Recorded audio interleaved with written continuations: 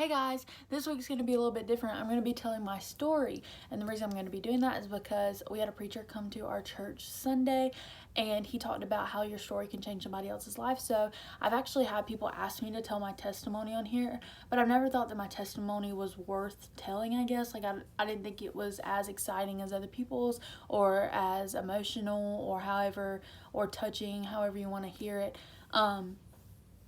because it's kind of like, I don't know, I just didn't see it as a big deal. And then a while back, we did a video of me filming my testimony, and while we were doing that, I realized just how emotional my testimony was.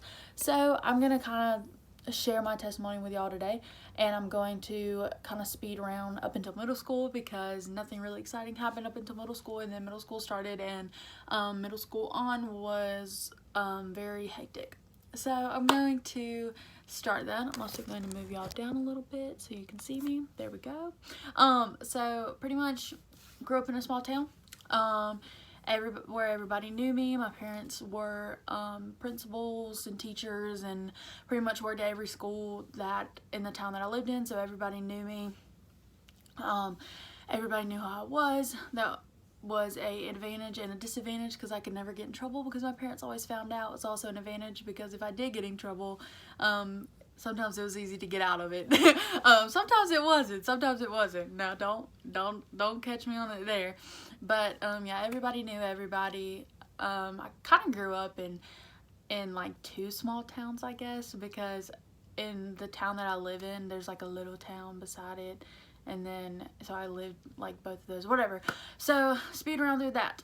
I went to a lot of different schools in the town I was living in because my parents was in education. So I went to like, I went to 4 or 5 schools in the town I lived in. I think it was 4. I'm not going to count them, it'll take too long to count them. But anyways, I know up to 5, well, that's going to take too long, but it's just, my brain's working slow. But so we get to the start of middle school for me, and my dad ended up changing jobs again, and we ended up in another town. This was the first time I moved. I'd lived in this small town that I live in now for the longest time, and for 10 years. And then middle school started and I had to move. I had to leave everything I knew and move to another town, a very, very, very, very, very small town. And when I say very small, I mean it's literally one street. Like, it is tiny. Like, it's one street and then you're out of the town. And then there's of course, like little side roads and stuff like that. But it's one main street and you're out of the town. And it was great at first, and it was fun. You know, new house, new room, new friends, new school. Everything was new and fresh and exciting, and then things weren't so fresh and exciting. I started to get bullied. I started to, now this is kind of embarrassing because it is something that I'm uncomfortable with, but when I was younger, my sister knocked out my tooth right here, so I had to get a root canal and get a fake tooth put in, and it discolored at one point, and it still is a little bit, but it's better now.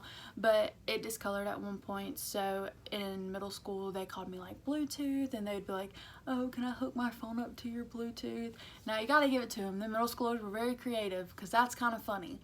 But me being an 11, 10-year-old self, I didn't think it was funny because it hurt my feelings. I also got picked on for, I was a chunky kid. I got picked on for being fat, and I got picked on for not being the prettiest girl at the school. I just got bullied for a lot of different things, and it was hard to I don't know, it was just, I was never a kid who felt bad about myself or felt ugly or felt like I wasn't pretty enough to walk out in public.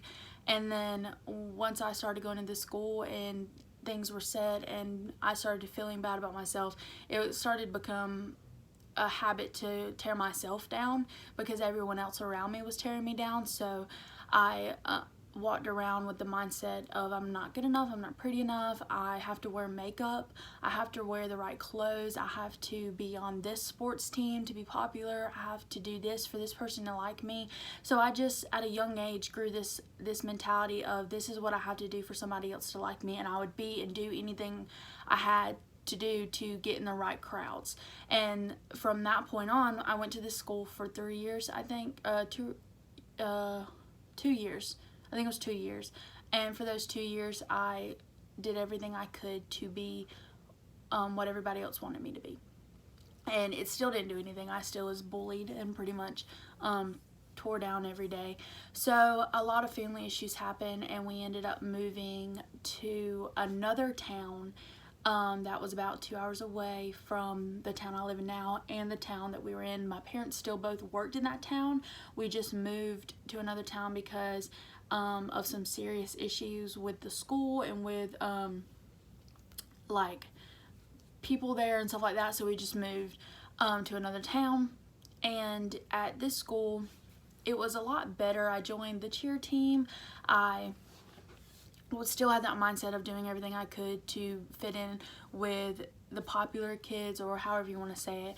And so I joined the cheer team. I joined like last minute, so I was an alternate for the competitive team. So I never really fit in with them. Like I didn't really like, I love the girls, don't get me wrong. Like all the girls in that team, I still talk to a few of them like every now and then, and I like love them to death. They were so sweet, they were so nice. Like cheerleaders have a bad rep, but they were so nice. I just didn't fit in because I didn't grow up in the town. I didn't grow up knowing all of them, and they all grew up together and all knew each other growing up. So it was just hard to, I just kind of felt like I had one foot in, one foot out of that world. So I went to school there for the rest of middle school and a little bit of my freshman year of high school. And then my freshman year of high school happened, and a lot of stuff happened. Things got really bad really fast. For a lot of personal things got really bad really fast, and it was hard to, I was a freshman, like I was 14 years old. It was hard to process all of this, so I started going down a really like harder road. I still had that mentality that I wasn't good enough. I still had the like the thoughts in my head that I had to do anything and everything possible to be what everybody else wanted me to be. And I don't know, I just got in a really depressive mindset, and it got really bad. So when everything blew up, we ended up moving back to my hometown, and things just still didn't get better. I thought that they would get better moving back, and they just didn't get better at all in my, like, mentally. And it got to the point where it was very like, I don't really know if I can say this on here, but it got to the point where I was a little bit, I don't want to say a little bit, this is like really hard to say, I don't know, but like I was kind of suicidal a little bit, and well, not a little bit, I was. And I've always been someone where I've had to like write it out or talk it out or get it out, and it got really bad one night, and I like wrote it out, I guess you can say, and it never got to the point where I like did or tried, but my mind was there. That was my last resort. That was what I was leading to. And the week, this is a lot harder to say like on camera than I thought it was gonna be. I already did this once.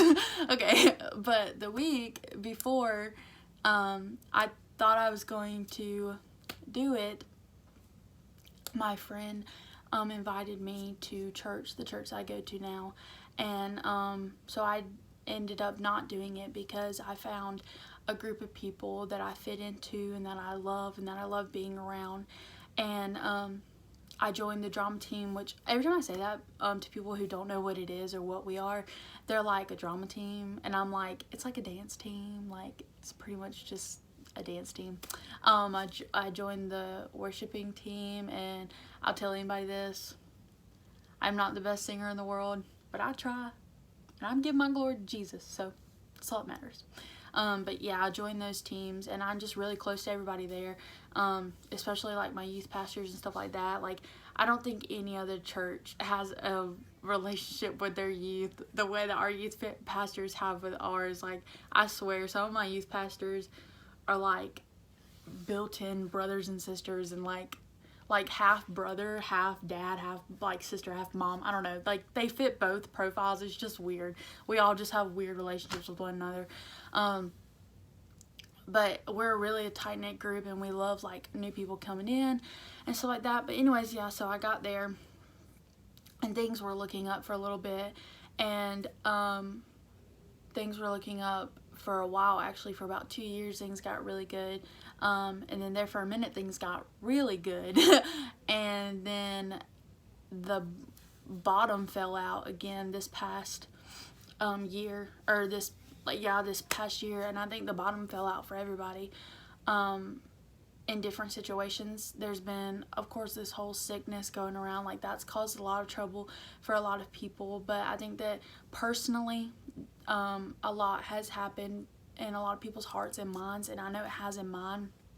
But things are starting to get back to where they're supposed to be, and I am trying to get back on track with God and trying to be who He wants me to be.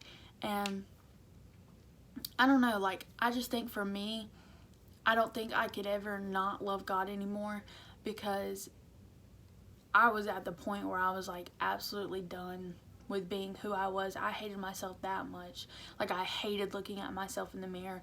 And of course I had people be like, oh, you're gorgeous, like, you're pretty, blah blah blah, all this other stuff. Like, I would have people tell me that, and I'm not saying that to say like to brag on myself or to say I'm pretty or anything like that. I'm saying that sometimes it's the people that like you think that everyone thinks is gorgeous, or you think that everyone thinks is so pretty or so handsome or whatever you want to say. Sometimes it's those people who feel the worst about themselves. And because I would have people tell me I'm pretty. My mom's Facebook friends are my biggest friends, or biggest fans. I can't even speak.